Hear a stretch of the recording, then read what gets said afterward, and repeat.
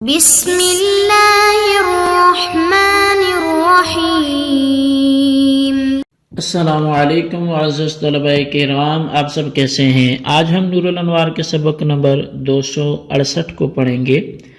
آج کے ہمارے سبق کا عنوان ہے شرعیات سے مثال۔ آج کے ہمارے سبق کی عبارت ثم بین ان ھذین سے شروع ہوتی ہے۔ آئیے سب سے پہلے آج کے سبق کی عبارت پڑھ کے اس کا ترجمہ کرتے ہیں، اس کے بعد سبق کی وضاحت کرتے ہیں۔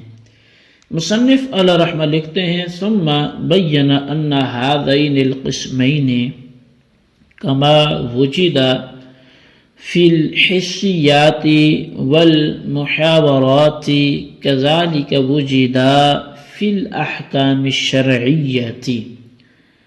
پھر مصنف نے بیان کیا کہ جیسے یہ دونوں قسمیں حسیات اور محاورات میں پائی جاتی ہیں، اسی طرح احکام شرعیہ میں بھی یہ دونوں قسمیں موجود ہیں۔ فقال وفی الشرعیات الاتصال من حیث السببیۃ والتعلیل نظیر الصورت۔ اسی طرح احکام شرعیہ میں بھی چونکہ موجود ہیں، چنانچہ اب مصنف نے فرمایا، ماتن نے فرمایا کہ احکام شرعیہ میں سببیت اور تعلیل کے لحاظ سے جو اتصال ہے وہ اتصال صوری کی نظیر ہے، یعنی ان العلاقۃ بین الشیئین من حیث کون الاول سببا للثانی او مسببا عنہ او کون الاول علتا للثانی او معلولا لہ۔ فرمایا کہ یعنی دو چیزوں کے درمیان اس طرح تعلق کا ہونا کہ پہلی چیز دوسری کے لیے سبب ہو، یا اس کا مسبب ہو، یا پہلی چیز دوسری کے لیے علت ہو، یا اس کا معلول ہو۔ فرمایا کہ نظیر الاتصال الصوری من الحسیات، اتصال صوری حصی کی یہ نظیر ہے۔ فَإِنَّ الْمُسَبَّبَ يَتَّصِلُ بِالسَّبَبِ وَيُجَاوِرُهُ صُورَةً وَكَذَا الْمَعْلُولُ يَتَّصِلُ بِالْعِلَّةِ وَيُجَاوِرُهَا كَالْمِلْكِ يَتَّصِلُ بِالشِّرَاءِ وَمِلْكِ الْمُتْعَةِ یتصل بملک الرقبۃ۔ تو فرمائے اس لیے کہ مسبب صورتاً سبب کے ساتھ متصل اور اس کا مجاور ہوتا ہے، اور اسی طرح معلول یہ علت کے ساتھ متصل ہوتا ہے اور اس کے قریب ہوتا ہے۔ جیسے ملک یہ شراء سے متصل ہے، خریدنے سے متصل ہے، اور ملک متعہ یہ ملک رقبہ سے متصل ہے۔ جی طلبہ کرام، یہ ہمارے آج کے سبق کی عبارت اور اس کا ترجمہ تھا جو آپ کے سامنے پیش کیا گیا۔ اب آئیے آج کے سبق کی جو وضاحت ہے ہم اس جانب بڑھتے ہیں۔ تو جیسے کچھ پہلے بھی آپ سے عرض کیا گیا، مزید بھی یہ کہ شارح جو نور الانوار کے مصنف ملا جیبن علیہ رحمہ شارح منار ہیں، آپ نے فرمایا کہ اتصال کی مذکورہ دونوں قسمیں، یعنی جو گزشتہ سبق میں ہم نے اتصال صوری اور اتصال معنوی ان دونوں کی لف و نشر غیر مرتب کی ترتیب پر ہم نے مثالیں پڑھی تھی۔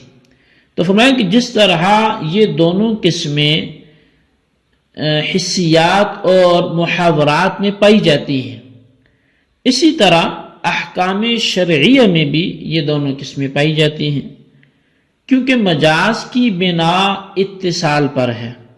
اتصال خواہ وہ صورتاً ہو خواہ وہ مانن ہو، اور یہ اتصال جس طرح حسیات میں موجود ہوتا ہے تو اسی طرح یہ احکام شرع میں بھی موجود ہوتا ہے۔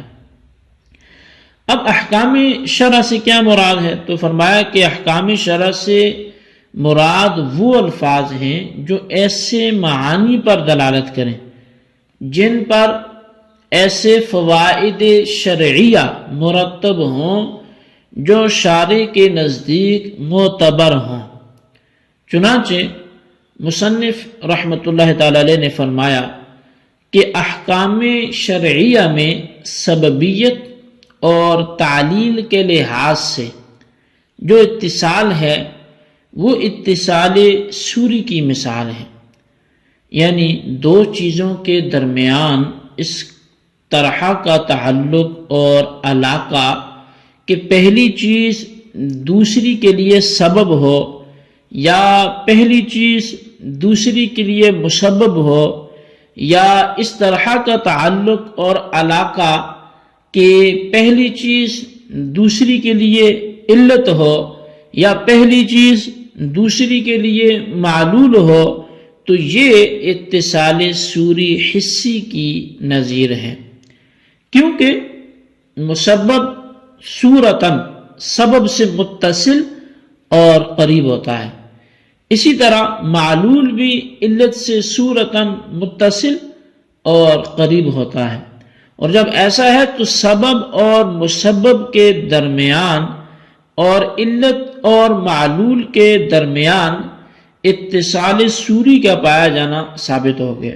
جیسے شراء یعنی خریدنا یہ ملک کے لیے علت ہے اور ملک شراء سے متصل ہے، بہی طور پر کہ شراء تام کے فوراً بعد مشتری کے لیے ملک مبی یہ ثابت ہو جاتی ہے۔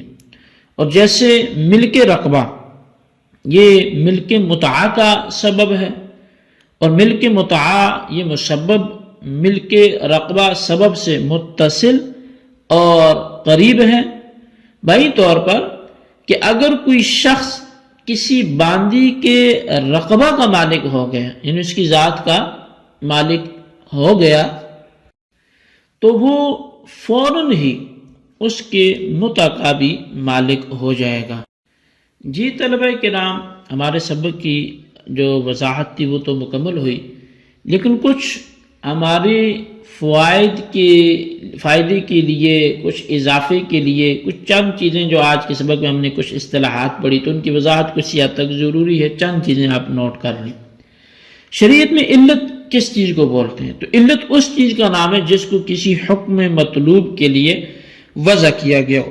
چنانچہ اگر کسی جگہ حکم متصور نہ ہو تو اس جگہ علت بھی مشروع نہیں ہوگی، بس علت کی طرف حکم کا وجود اور وجوب دونوں منسوب ہوتے ہیں، یعنی علت کی وجہ سے حکم موجود بھی ہوتا ہے اور واجب بھی ہوتا ہے، اور علت اور حکم کے درمیان ایسا کوئی امر نہیں ہوتا جس کی طرف حکم منسوب ہوتا ہو، جیسے لفظ نکاح افادہ ملک متع کے لیے وضع کیا گیا، اسی لفظ نکاح کی طرف ملک متع کا وجوب اور وجود دونوں منسوب ہیں، یعنی نکاح کی وجہ سے شوہر کے لیے ملک متع موجود اور ثابت ہو گئی ہے، اور عورت پر متع کا شبور کرنا واجب ہو گیا، اور یہاں نکاح اور ملک متع کے درمیان ایسا کوئی امر بھی نہیں ہے جس کی طرف ملک متع کو منسوب کیا جاتا ہو۔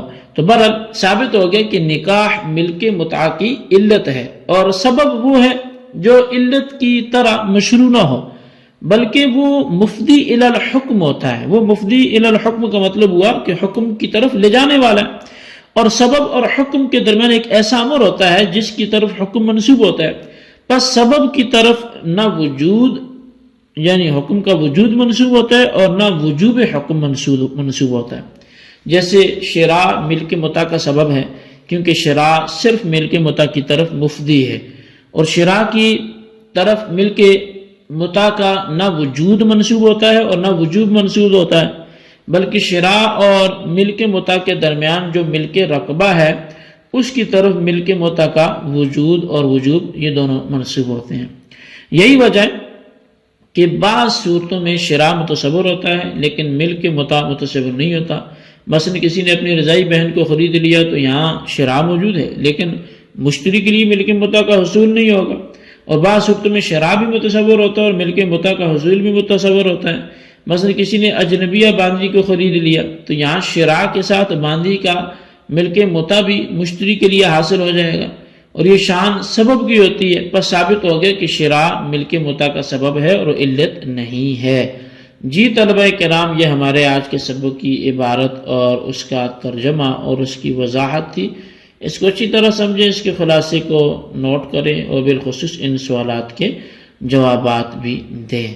سوال نمبر 1 یہ ہے کہ اصطلاح شرع میں علت کس چیز کا نام ہے، اس کی وضاحت کریں۔